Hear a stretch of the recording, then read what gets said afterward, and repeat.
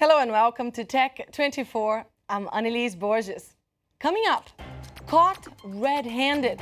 In today's show, we talk about Ryan Christopher Fogel, the young American accused of spying in Russia. Was he unprepared, or does this say something about the current challenges intelligence workers face every day on the job? Spying 2.0 is the topic of today's edition. And in Test 24, we'll take a look at Nokia's latest release, the Lumia 925. But first, Paris has its own domain name. .Paris was announced last week on the city's Twitter account, and other regional domains were also approved by ICANN. Take a look at the figure of the week, brought to you by Le Journal du Net. Want to own a website that ends with .Paris? That should be possible by mid-2013.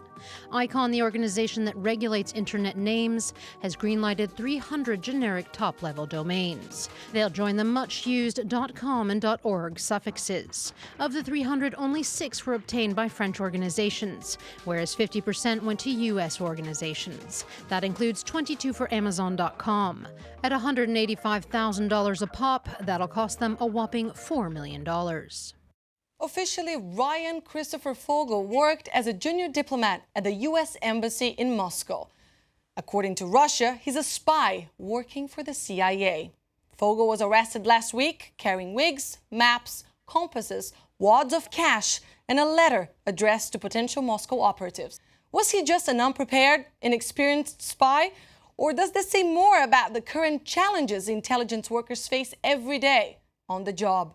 Today we're discussing Spy 2.0, and I'm now joined by former undercover CIA officer J.C. Carlson. Thank you so much for speaking to us today. And I would like to start asking you, what's your reaction to the Fogel story? First, I should say that I don't know him, and I left the agency several years ago. But I will say that my first reaction was that if he were an imposter, he would probably have better gear. Because frankly, you can buy better gear at any spy shop or internet retail store around. So I know that the media is giving him a very hard time, calling him James Blonde, and it's easy to see why. It's easy to turn your nose up at the simplistic and amateurish equipment he was carrying. But there are actually very, very good reasons for an intelligence officer to carry such simple, basic gear and avoid carrying better technology. First of all, going to the disguise, the wig that everyone likes to make fun of. The purpose of a disguise when you suspect you're under surveillance in an environment like Moscow is not to fool anyone or to deceive anyone at close range. The point is to change your profile.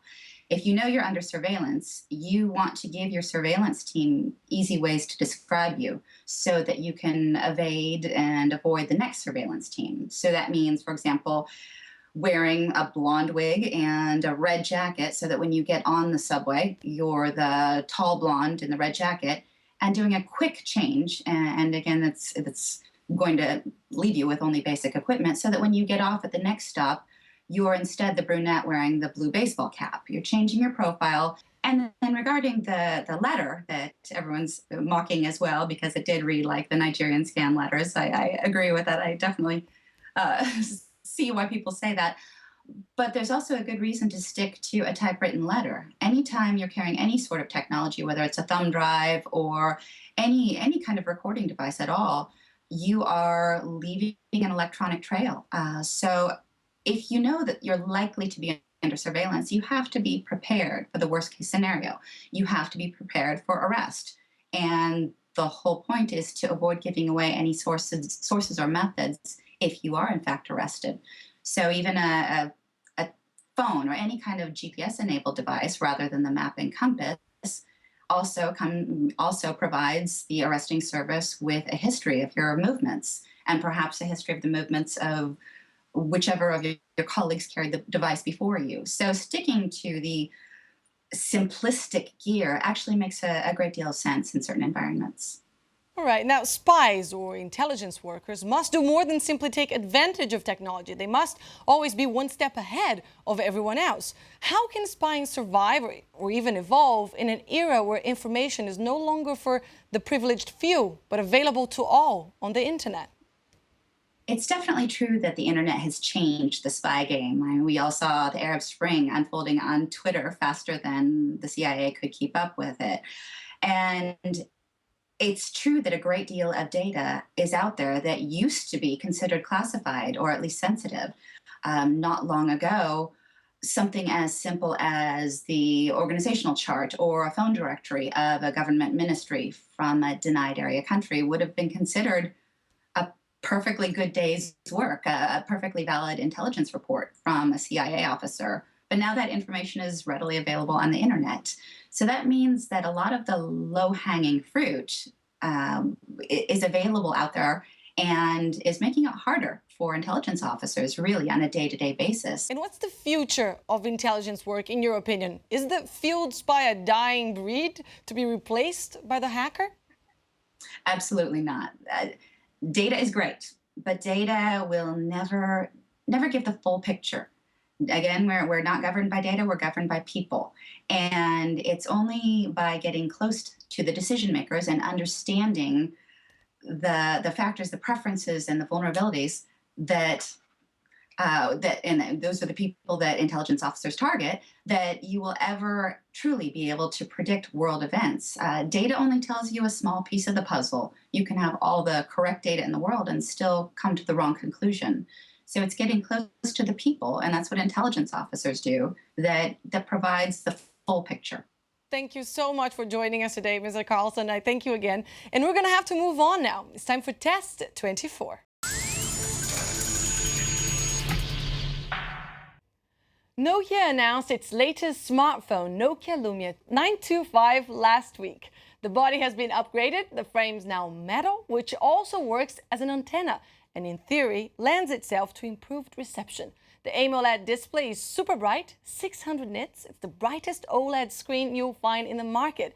And the screen is also extra sensitive. It works with both fingernails and gloves and is the most responsive that we've seen to date. Marc has tested it for us. Marc, what do you think? Well, you mentioned the metal case. I personally thought it's a sleek, attractive addition to the Windows 8 phone range.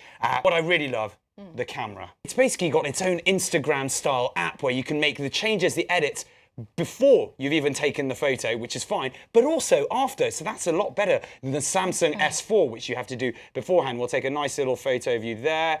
There we go, looking very nice. And you can do all sorts of editing, and it doesn't need all, these big editing suites afterwards. And how did you rate the phone? Design, appearance, it's beautiful. It's very solid, 8 out of 10. I really, really love how it's designed. Easy to use.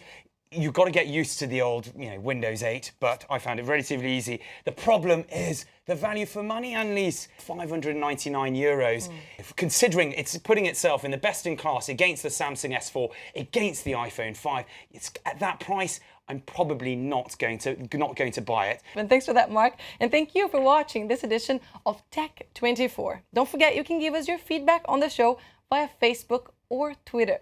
We leave it today with images of Now. The French robot, which was in this studio a couple of months ago, found a new job. He's teaching school children in Denmark math, English, and robot dance. Thanks for watching. I'll see you next week. We're just two hands holding tight, just being with each other.